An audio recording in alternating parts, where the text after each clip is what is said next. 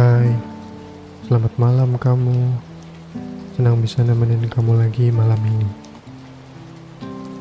Kalau kamu lagi capek, butuh suara yang tenang buat nemenin istirahatmu, kamu datang ke tempat yang pas. Kali ini, aku mau ceritain sesuatu yang pelan-pelan, kayak hujan kecil yang turun di sore ini. Atau suara angin yang menyentuh jendela tua di rumah kayu. Judulnya Surat-surat yang tak jadi pergi. Cerita ini tentang seseorang tukang pos di dusun kecil Italia tahun 1910-an. Tapi bukan tukang pos biasa, ia punya kebiasaan unik menyimpan surat-surat yang tak pernah dikirim.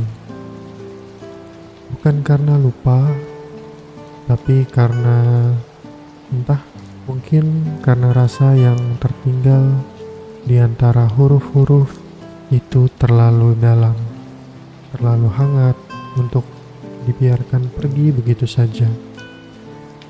Kalau kamu suka cerita-cerita yang tenang kayak gini, yang bisa nemenin kamu sebelum tidur, kamu boleh banget klik subscribe atau like, biar aku bisa terus bikin cerita buat nemenin malam-malammu.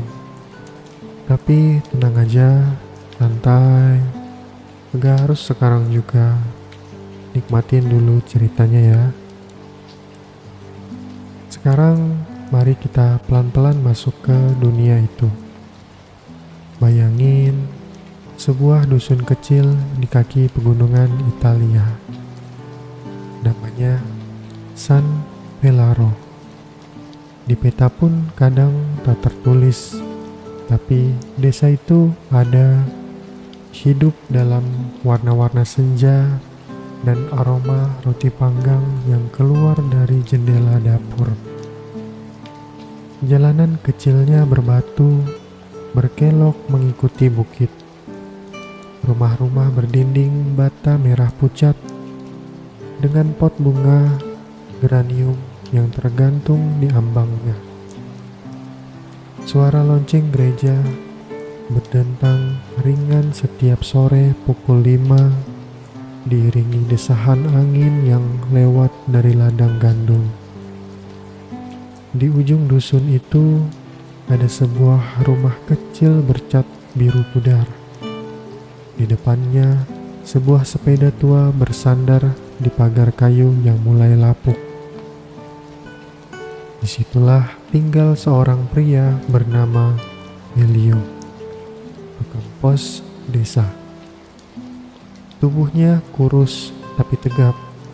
Rambutnya sudah mulai kelabu meski usianya belum terlalu tua.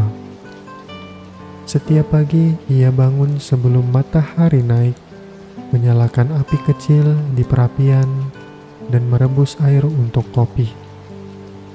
Aroma biji kopi yang digiling pelan memenuhi dapur kecilnya. Hangat, sedikit pahit, tapi menenangkan. Ritual paginya sederhana. Duduk di bangku kayu, menghadap jendela yang mengembun, Elio akan memandangi langit yang berangsur terang, sementara burung-burung kecil mulai berkicau dari atap rumah. Ia menyeduh kopinya dalam cangkir tanah liat yang sudah sedikit retak di pinggir. Tak ada radio, tak ada suara lain selain detak jam dinding dan angin yang menyapu dedaunan. Dunia seperti bernapas perlahan pagi itu. Lalu saat hari mulai menghangat, ia mengambil tas posnya. Tas tua dari kulit yang sudah ternoda hujan dan matahari selama bertahun-tahun. Ia akan mengayuh sepedanya, menyusuri jalan setapak yang sepi, berhenti di setiap rumah, memasukkan amplop dan kartu pos ke dalam celah pintu atau menyerahkannya langsung jika si pemilik rumah sedang menyapu halaman. Namun yang tak banyak tahu adalah bahwa Elio juga punya sebuah kebiasaan diam-diam. Di bagian belakang rumahnya ada sebuah lemari tua, kayunya gelap, berdebu, dan selalu terkunci. Di dalamnya tersimpan puluhan surat yang tak pernah sampai pada tujuannya. Surat-surat itu tak memiliki alamat jelas, atau kadang tertulis dengan tangan gemetar. Ada yang tanpa perangko, ada pula yang robek sebagian, tapi Elio tak membuangnya. Ia menyimpannya rapi, seolah menyimpan perasaan yang tak sempat diucapkan oleh para pengirimnya.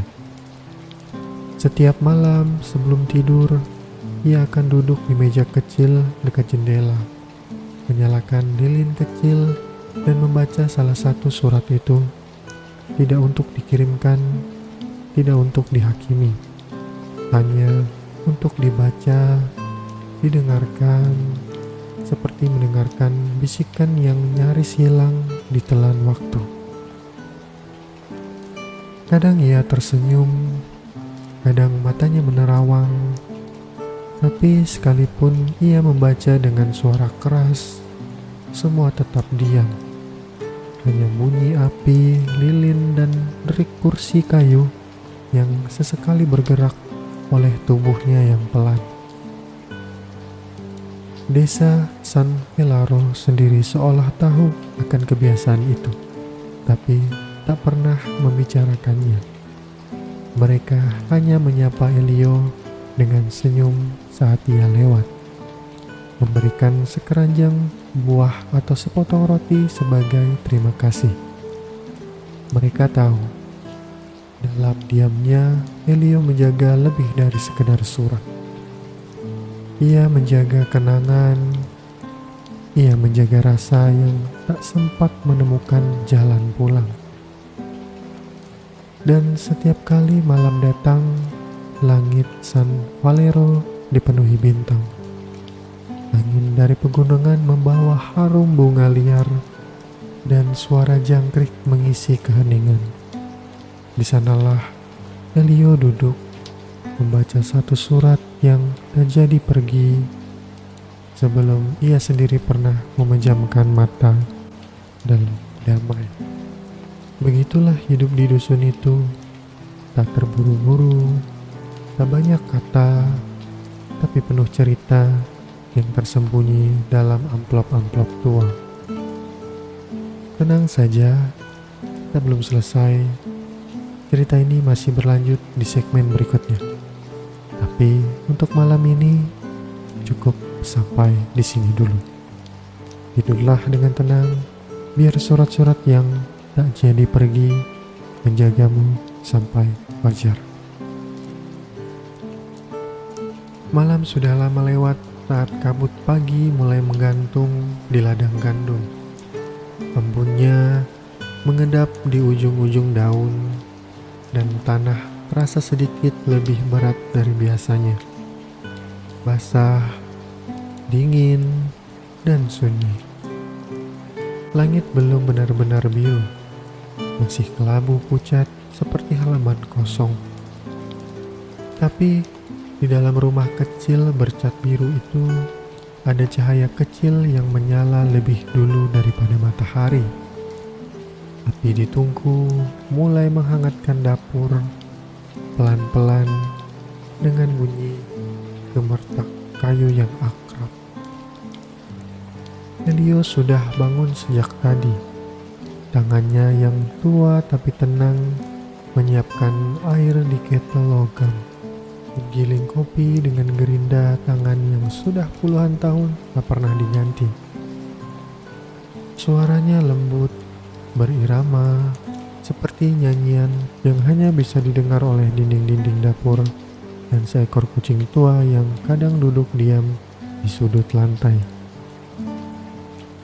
Aroma kopi hitam mulai memenuhi ruangan, bercampur dengan sisa bau malam dari kayu basah dan udara yang masuk lewat celah-celah jendela.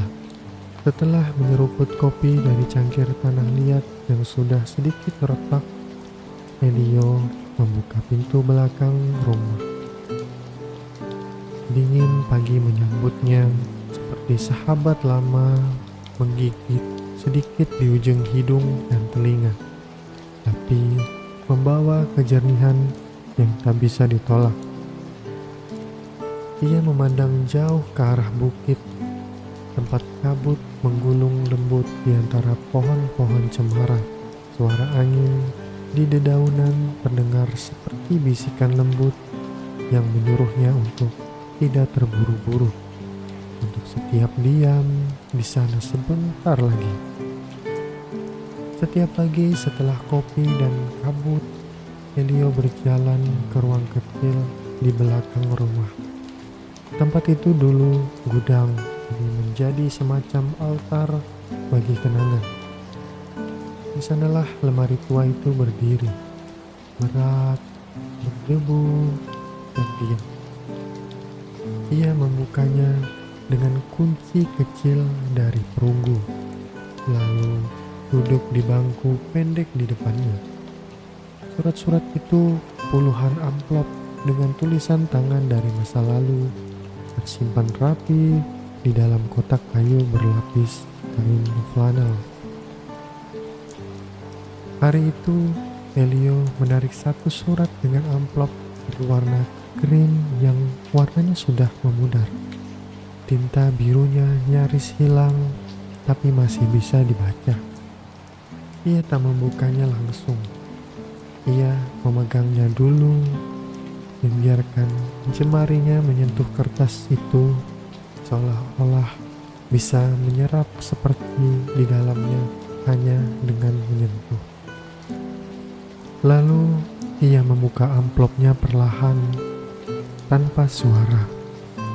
Di luar, burung gereja mulai bersuara pelan, seolah tahu bahwa di dalam rumah itu seorang sedang mendengarkan masa lalu. Tak ada nama pengirim, hanya baris tulisan yang bercerita tentang musim panas yang tak terlupakan, tentang sepiring roti manis dan senyuman seseorang di bawah pohon zaitun. Elio membacanya tanpa terburu-buru, dengan mata yang tak lagi mencari makna, tapi meresapi rasa. Ia tidak pernah tahu siapa yang menulis surat itu dan kepada siapa sebenarnya ditujukan. Tapi itu tak penting. Surat itu sudah sampai padanya, dan itu cukup. Setelah selesai membaca, Elio mengembalikan surat itu ke tempatnya. Ia menatap lama lemari itu, lalu menutupnya kembali dengan lembut. Tak ada perasaan kehilangan, hanya sejenis rasa hangat yang tinggal diam di dadanya. Ia tahu surat itu tak perlu dikirim. Ia sudah menemukan tempat untuk berdiam di antara hari-hari sunyi dan tangan-tangan yang masih mau mendengarkan. Waktu siang mulai bergerak perlahan. Elio mengenakan jaket kain wolnya, mengambil tas posnya, dan mengayuh sepedanya keluar dari halaman rumah. Jalanan dusun masih lenggang, hanya suara sepeda tuanya yang menyentuh batu-batu jalan.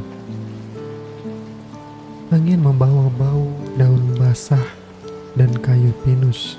Di kejauhan, seorang ibu menyiram tanaman di ambang jendela, dan seorang anak kecil mengejar seekor ayam yang berjalan santai di halaman gereja. Elio berhenti di bawah pohon ceri yang belum berbuah.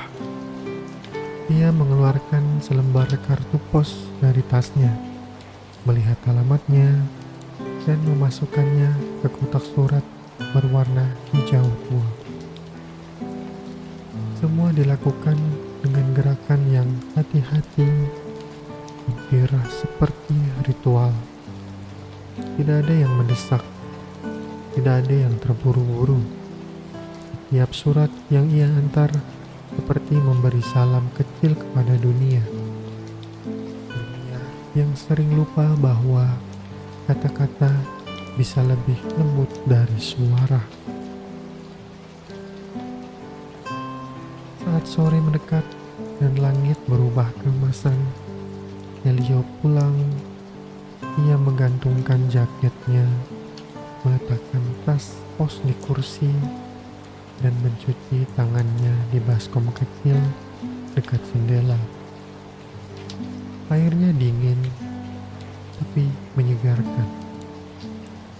Di dapur, ia menyeduh teh, sesuatu yang hanya ia lakukan ketika senja datang lebih cepat dari biasanya. Ia duduk lagi di kursi dekat jendela, memandangi langit yang memudar perlahan dan mendengarkan detak jam tua di dinding. Hari itu berlalu seperti hari-hari lainnya, pelan, penuh jeda, dan tanpa keributan.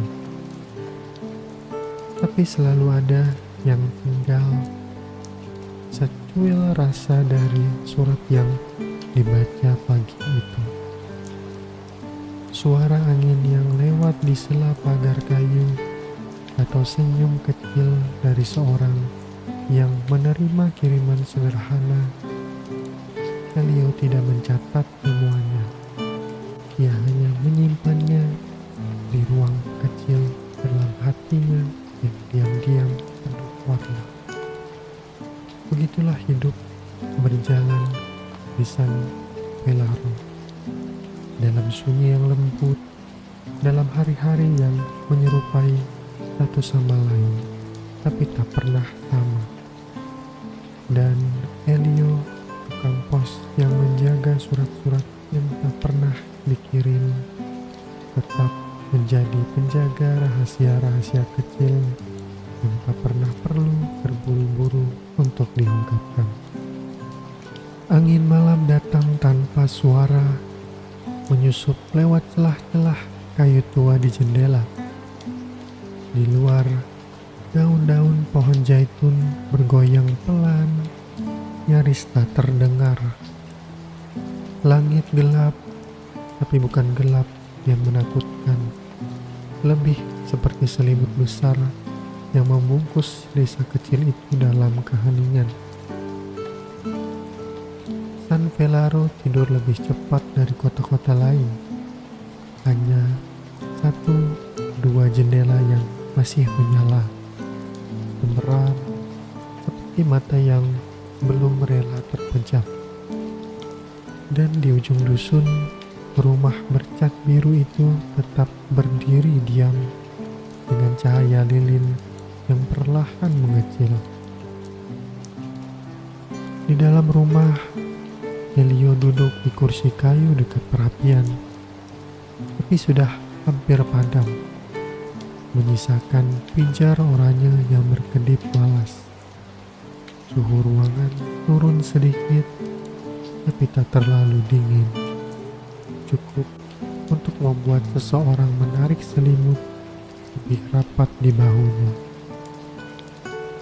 Ia memandangi bara api itu seperti memandangi kenangan yang perlahan-lahan kehilangan bentuk. Tak ada yang perlu dilakukan malam ini. Tak ada yang perlu dikirim. Tak ada yang perlu disampaikan. Di meja kecil di sampingnya masih ada secangkir teh yang belum habis. Uapnya sudah hilang, tapi wanginya masih tersisa. Leo tidak meminumnya lagi, hanya menyentuh pinggiran cangkirnya dengan ujung jari. Sesuatu tentang benda-benda yang diam itu membuatnya merasa damai, seolah dunia tahu bahwa ia tak butuh kejutan, hanya butuh keberadaan, hanya butuh ruang untuk tetap tinggal, walau sebentar lagi malam akan selesai. Lilin di sudut ruangan bergoyang pelan, cahayanya melemparkan bayangan lembut ke dinding, di siluet buku-buku tua, bingkai foto yang sudah pudar, dan lemari tempat surat-surat itu berdiam. Elio tidak membuka surat malam ini. Ia hanya duduk, membiarkan pikirannya berjalan sendiri, menyusuri lorong waktu yang tenang dan tak tergesa-gesa, seperti menyusuri jalan dusun yang kosong tanpa arah tertentu.